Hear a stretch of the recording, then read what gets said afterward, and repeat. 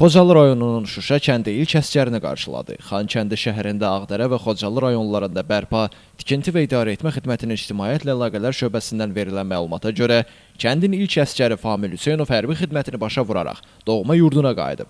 Bu əlamətdar hadisə Şuşa kənd sakinləri üçün təkcə bir ailənin sevinci deyil, həm də illərlə həsrətində olduqları vətənə qayıdışın, dirçəlişin və davamlı həyatın rəmzi kimi dəyərləndirilir. Qeyd edək ki, əsgər Hüseynov Famil Ağcabədi rayonunda hərbi xidmətə yola düşüb. Xidmətini başa vuran Familin qarşılanması Şuşa kənddə duyğulu anlarla yadda qaldı. Valideynlər üçün bu görüş həm övlad, həm də torpaq həsrətinin bitdiyi an oldu. Bu hadisəni daha da mənalı edən maraqlı bir tarixi paralel də var. Familin atası Hüseynov Kamal da 38 il əvvəl ilə bugünkü tarixdə hərbi xidmətini başa vuraraq məhz bu kəndə qayıtmışdı.